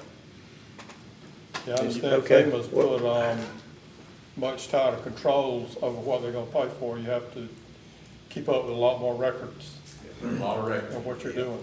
Many of the calls will be that they want you to come get it. They'll throw it on the side of the road or wherever, and then they're gonna request that the county come pick it up. That's where the company that we contracted with to do that. They go around. Yeah, what they will do, if y'all decide to activate that pre-disaster contract, then they will bring all their crews in, To go around picking to it go up. around, pick up all the limb, debris. What we would have to do is make sure that our citizenry takes their debris to the edge of the road. They're not gonna go on their property to get nothing. They're not gonna go cut the trees down that are broke. But that homeowner's got to get that debris to the edge of the road. That's as far as they can go. They'll go by, pick all that stuff up, put it in a holding spot, like, temporary debris staging area. All that tonnage will be monitored and what all that costs, and then they'll be reimbursed. They'll be reimbursed. If there's a FEMA declaration, that company will be reimbursed to do that. If we decide to activate that contract, then we don't get a declaration, then that cost is on the county to pay. So it's better for us just to wait a little bit. If Slow we- down, yeah, wait a we little just bit. hold off, it's one of them, Wait a little longer. them things, and I know the citizens don't wanna hear that, but at the same time, we're trying to get something that's gonna help them and help us at the Yeah. same time. If Expense, we get the declaration, it's gonna be better for everyone. yeah. Because then we can go back to doing what you're talking about, fixing the washouts, fixing the roads Right. right. And we can let the contractor come in and they hire, and so to clarify something else, they'll come in and hire local vendors to help them. Yeah. They don't always just bring their own people. They'll actually come in and say, well, hey, I need so many tree serving people. Can you give us a list of them? Yeah. And they'll come in and hire local contractors here or give them opportunity. You know, some of them, the locals are not gonna be able to do it, but they'll give them the opportunity to do Yeah. it. Jonathan, that's the company we just approved the, contract with from That's That's correct. the one. Alabama, Mississippi, wherever they're They're from. from Alabama, it's Crowder Gulf is the name. Crowder Group. So that's in place. Yes, Yeah. sir. But we Yeah. can't hire them. Contract pays, all we do is got the trigger. you know, Call Okay. So Jonathan, how long do you anticipate it take to get this declaration? How long? I mean, that's a, Well, for Georgia, it usually takes about probably 5 days, 5 or 6 days, hopefully. okay. Just like in Florida, I'll give you an example, when they knew that Florida, that Big Ben was gonna get hit, the FEMA declaration went in effect. The president went ahead and gave them a FEMA declaration before it ever got there to Florida, because they knew what was, the devastation that was gonna happen. In our case, we had to kind of wait to see what it was gonna do, because we didn't take the direct hit. Right. Even though they, you know, it could have been a lot worse than what we got. But so, we're just having to get our numbers together to turn in to the state, so they can include it with Lowndes County, and Eccles, and Clinton, all the other counties in southeast Georgia that got affected. Yeah. Piling that information together to get the dollar figure up to meet the threshold. So would it help us to get a hold of our US representatives or Sure. Senate? Sure. Okay. Yeah. Yeah. Okay. You want to make sure if you talk to Buddy Carter or James Burchett, our representative, tell them we want to be included in that declaration. Included. Okay. Make sure that Ware County is included. All right, we probably have to call us another meeting then after we find out. Well, I mean, Whether if we we gonna get be the included. declaration, I mean, we can, as long as y'all are okay with that, if we get a declaration, we can do that. We Go can ahead and start You go ahead with it We can now, go ahead with it, yes, the sir. declaration. And we can try to do what we do it right now, to kind Just of keep get pushing the, stuff out of the road. get the roadway Okay. open, And Okay, we still got trees down on roadways because what Michael said earlier, Georgia Power's got power lines in them. right. Until they get them out, we can't do nothing with those trees, until they get them pulled out, make sure they're not energized. The problem you have is people, and I have a generator at my house too. Problem you got is people hook generators up, they won't turn the breakers off. You'll be energized the line. And you have something that you think's dead, not dead. Yeah. You gotta be careful with that. Got backfed. You be backfed something, Yeah. you hurt somebody, and you think it's dead, or it's on the ground, you would have have somebody step on a hot line and kill somebody. That's what we have to be real careful of. Okay. And just as an update, this morning from Georgia Power, I think they still have about 2,500 customers without power today In Ware County. in Ware County. Yeah. And that's just Georgia Power, that's not That's just REA. Georgia Power, that's not the EMC. Okay. Yesterday it was about 5,000. Right. So today it's about 2,500. So and there's a bunch of crews here, I don't know if y'all have already seen Seen them. them, yes, sir. They're staged up, they're here to go to work, and it just takes. Takes time. Are they having a staging area at the rec department this year? Yes. Well, I like, They also been down there swept Memorial. Yeah, this morning I Staged saw up. about 25, 30 trucks staged up at their parking lots. Yep. All right, what y'all want us to do? I mean, to I'd say hold on. hope y'all, I mean, give y'all, Continue what we're doing and hope for a decoration. And we can, if we run into something, if we see we're not gonna get it, we can call y'all or call Scott, and let Scott call y'all and say, hey, you don't look like we can get it, let's see if we can do something different. okay, And go from there. We got the approval for the staging area at Aaron Johnson. But that, like I say, that has to be monitored, that's gonna be something we're gonna have to handle when we get it all piled in. So, I say let's hold off on that, activate that, because until we see what's gonna happen. Because if we get that declaration, then we can turn it over to that contractor and let him in it. And then we go back to grading roads, fixing roads and all that, and we won't be dealing with it. so we need to approve the, And then y'all will have to deal with it. okay. Citizens will be happy because they're getting it all picked up. Getting it all picked up at one time. We need to approve the declaration They then. come along and get it.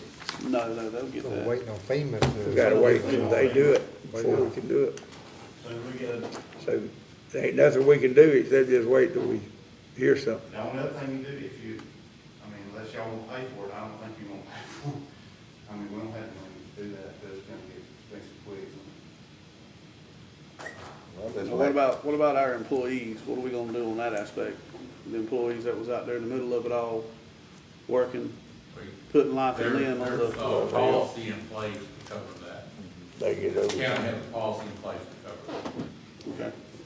well, I want to just piggyback on what Steve was saying to Public Works, because I know they were out there really on the day of the hurricane itself, and Some of 'em- that weather got pretty rough out there, and And some of them was out there till 9, 10, 11 o'clock at night.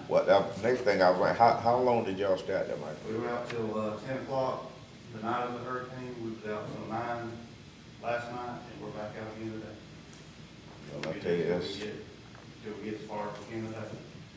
I think that's commendable, you know, and extend it to the people that's under, you know, your team that, appreciate what y'all did, and, cause this is the first time, Jonathan, when is this first time a direct hurricane has impacted Waycross, and how many? It's been a long time since Dora.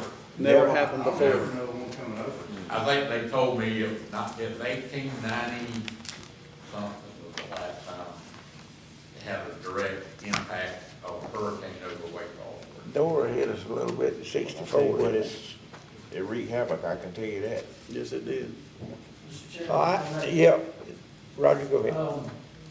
There was a law that was just passed this year that went into effect July 1st, and all those you know about it. That, when there's a state natural disaster, the MA director goes around assessing, that's part of the assessors, where they're doing the values and stuff, that they actually get a break on the property taxes. I'm going to go print a copy of that law. When y'all was talking about assessors on it, it just came to mind. It went into effect July 1st. I'm gonna go print that off and give it to Scott and to Jonathan, so y'all can see that, because this is gonna have a hit on the property taxes. Yeah, I was aware of the law, and that's one reason that we have tax assessors as our damage assessment team, because, you know, they know how those numbers are, what the values of the Right. properties are. Yeah. And so they can give them pretty quick or have Okay. pretty accurate, dollars. So who will make up the difference on the tax bill? Say if they kept my taxes $500 this There's year. absolutely nothing that states, I don't know, let me go print that off. Roger, when did you say that thing was passed? July It just, This year. Yeah, it just passed this And year? it went into effect July first. Okay, Legislative. thank you. I'll be right back. Kinda like one of them unfunded mandates, you know. That's probably a good thing, They really, don't 'cause take- they really need that. State of Georgia's good at that. The state of Georgia does. We ain't gonna plant your corn back there. We, Mine? Chairman, I got two things, Mr. Chairman. I done called my man yesterday with that. Got two things. First thing, find out where we stand with the, Mr. Littlejohn. Well, we got, yeah, we can, while we're waiting on him. We can do that. Little John, you come up here and tell us, did they get your road fixed? I haven't seen anything done so far. Getting the road graded. They ain't graded it. I know there's a bunch ain't graded. Ask- Huh? Is that Brandon, Mr. Brandon? Sir? Have you got anything on that road?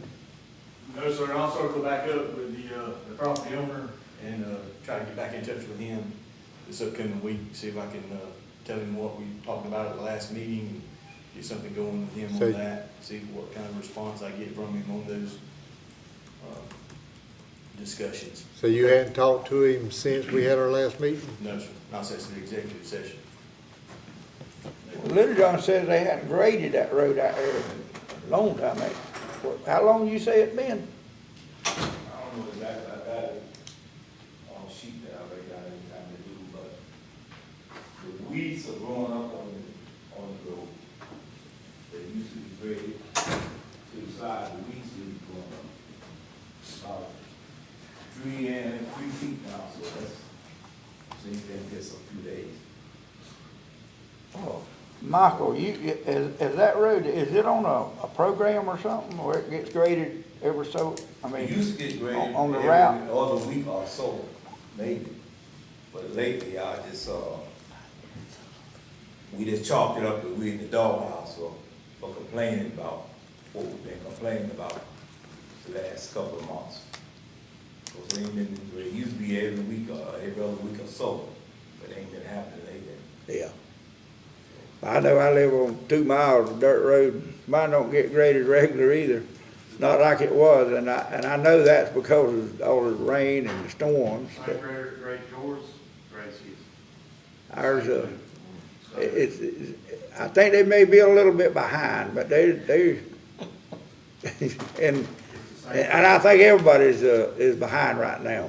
I went down Dave Bennett Road the other day, I mean, there's grass growing on the side of the roads Yeah. also too, I mean, it's behind right now. I had pictures of, speed limit signs where vines is completely wrapped around speed limit signs. All right, just shut her down. I know. And I got one more thing to bring up, if that's all right, Mr. Chairman. I think Mr. Leonard brought up, Commissioner Burris brought up the fact that, or Mr. Steve did, the fact that we lost somebody out there at the rec center. I have been out there at the rec center before that happened and after that happened and looked. And I know it's a conversation that's not wanting to be asked or talked about, but we need some equipment out here at the Trembling Earth. I mean, I was watching this one guy on a lawnmower, one of them Skags, and had the mower going, you can hear the mower going, but it's more or less just pushing the grass down, it's not even mowing the grass. I mean, I think that whenever they got that equipment, and we might need to circle back and look at when the equipment was bought, but it's probably as old as the building itself is, or as old as Trembling Earth is. I don't think any of it's been replaced since it was all bought originally. And I know we got that contract with the guy that does the big area, the open areas, but he don't do the little inerts around on the inside of, around the oak trees and things like that. He don't do none of that cutting. He does the open areas with a tractor. Is that done with the contractor or the? No, the contractor does the big open areas. What I'm talking about is the other areas. Why don't he do all of it? We didn't contract him to do all of it. I think Brandon had them do that, spray and reseed. They spraying and What are you reseeding the talking about? fields. What I'm talking about is the other areas. That's the same way we've been giving these contracts out on mowing these right of ways. We give them the cream on the front side and don't make them get the rest of it. And, then we want to buy mulchers and everything else to go do it ourselves. I'd give it the whole thing to him. You see that he cleans it up. So you just give them the cream. Yeah, you just give them the cream, you give them, let them mow the front slopes, anybody can do that, they'll do that in the yard. But a contractor's supposed to go to the back of the right of way and cut it 15 foot high. A good one will. That's the truth now, y'all. We sit right here and we let them do it. But we ain't telling them what they need to do. So what you're saying is that we got a contract that mows the big. Right of ways, yeah, on the right of That's the ways. guy that does the seeding and. No, we're No, the seeding and all that is a trim and earth. That's, You'll give That's him a the trim and cream. so who we He get, wants the cream. All he wants is cream off the top of it, and he wants you to have the rest so who we giving the cream to? to them contractors. We're mowing contractor on the right of way. That's two different companies there, Mr. Chairman. Yeah, I know, it's two different companies, but it's working the same way our county roads is working. You make copies for them? We got them, That's fine. we in the I'll make comment, send it. commission comment. And we're letting these contractors mow these right of ways, and we're not making them mow to the back of the right of way. Valid point. You understand that? Yes, sir. So why is that? That's the way we've been doing it, because that's the way he wants to do it. He'll grumble and say, he can't go back there. I tell him, I said, well, you need to get off the pot then, let somebody else use it, because you ain't good enough. What you need to do is get a contractor and tell him what he's got to do. You understand that? So who's doing that now?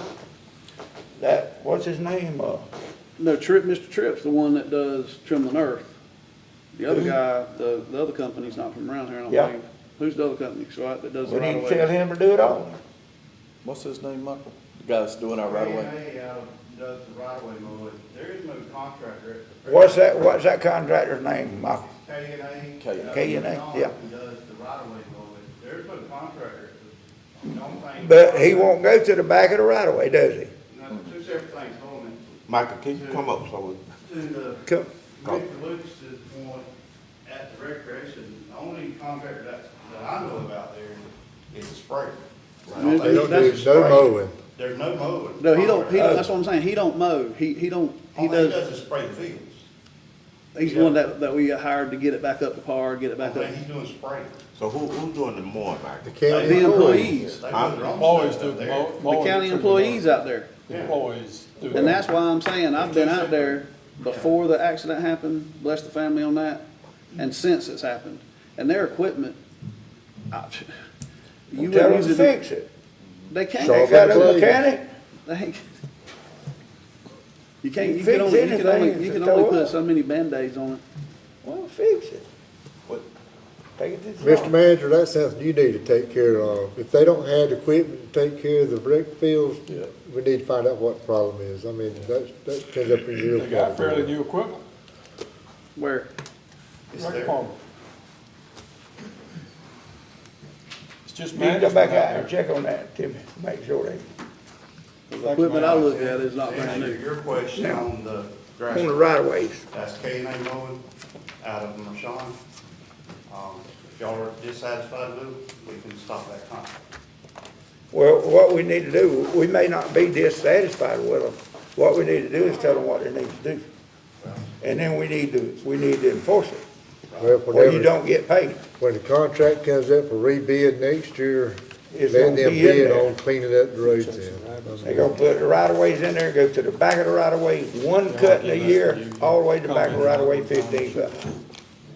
Will that cover it, Michael? If that's why we'll word it every how y'all want to word it. Y'all want it 15 foot high, that's what we'll do. Let's put that in there, and he has to do that once a year.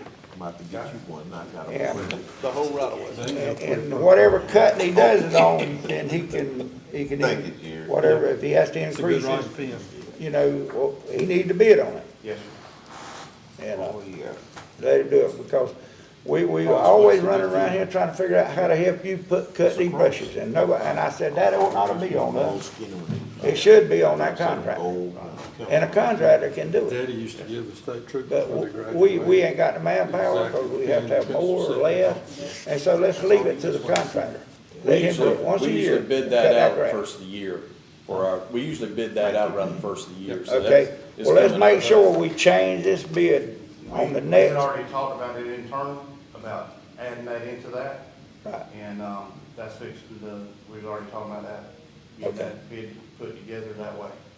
Don't you think that'll solve that problem? That's, yes, sir. Okay, all right. Now, the recreation department, he's wanting that.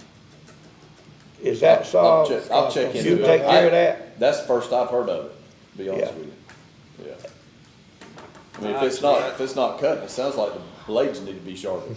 Yeah, Sharpen the sounds blue like bulb. that fella wasn't, I That's think a you need to no-brainer. stop and got on to him. He might have been drinking or something, you know, he might not even been looking at what he's It doing. ain't my job to get on to it. We can't chastise employees and keep Yeah, it ain't my commission job to meetings. get Well, on to it. if he's running over the grass, ain't cutting it, you need to stop and tell him, say, hey, boy, look at him, you ain't cutting the grass. If that Okay, was my boy, I would. Some of my hair's older than me, Chair. anything else? Any more commission? Manager, you got anything? No, it's just to echo what Commissioner Barnard said about Alvin Cave and his loss of The the family. Right. just extended our condolences to this family. Did, he died of a heart attack? Or, That, guess I best haven't they could tell, heard, it I haven't was- heard the details. I haven't either, but I think they said that he was standing there 1 minute working on something, next second he was on the ground. Yeah, and also, you know, like I said, so many fine citizens have, you know, transitioned out of here, and, I think Mr. Cavanero, you know, they had the Cavanero, Yeah, he Cavanero. passed, and then also, Mr. Carlton Fluker, which was, Fluker Yeah. Funeral Home, they're having his services, I Sunday. didn't know he died. Huh? I didn't know he died. Yeah. Yes, Having Mr. his Carlton services did. Sunday. I thought they were doing it, they're doing it Sunday, Pretty old, Commissioner? I thought it was Saturday. Friday. I thought it was Saturday we're doing it, Sunday? Sunday, yeah, and, at, Macedonia, I believe it is, Yeah. 1 o'clock, and, so, you know, hey, unless we hear when the Lord come back, we're gonna all have to kinda go that route, you know, yeah, and, but he's been here a long time, that family, look Yes, sir. at the funeral home and all, and, so, you know, our condolences go out to him, and one of my neighbors, Mr. Enoch Lee, he passed, and, so it's a lot of people, you know, and, the older you get, the more people you know is passing. right. Okay, Roger brought us something here on this, model county resolution. Temporary tax relief. Okay, now, I'd like to ask a couple of questions. How long does this last until it's replaced, or I if have it's no idea. left out? This just got passed, and the big driving force with this was the Hurricane Michael, when it came through and tore up the state. Right. Because there's no mechanism for county commission or anybody to give somebody a tax break on that damage. It's just like somebody's house burns. House burns January 2nd. Still gotta pay taxes. Or January 1st. It was there and it burned. That's got to pay taxes as though it's to the state. And there's no break for that. So this was pushed and put in place because of that Hurricane Michael. That now gives y'all the mechanism, but it's got to be a federal disaster. So that's what we're going on with. what He is. Okay. So this is like Roger said, if a house got damaged some kind of way, or if the house got destroyed, what is it? Yes. Barn buildings or anything got, Yes, if it's part of the. It'll reduce our disaster tax. area because of the hurricane, if we get designated federal disaster area, the commission, and if you look through all that, has options that you can give a flat amount break to the ones that was damaged, or there's a reduction in millage rate, that's all in that model. And that was actually, once the law was passed, that right there, that's a model resolution from ACCG. Okay. So actually, Y'all look over it, you just look over it, because it's going back. it's gonna be to stop paying taxes on it if it's destroyed or tore down or something until it's built back. Not necessarily stop. I believe it states that the options are you can give a flat dollar amount, or you can give a reduction of the millage rate. Yeah, I see that. Say if a tree falls I in hadn't my read house all- costs $20,000 for damage, they might give you $20,000 off your tax, $20,000 worth of value Off off your your value. taxes. Right, and the options are on the. Second page. Flat, or you know, feet. Okay, Here's your options. that's good, okay. All right, any questions on that? Any more comment? Any questions from the audience? All right, I hear a motion to adjourn. Make a motion. Got a motion and a second. All in favor? Aye. Meeting adjourned.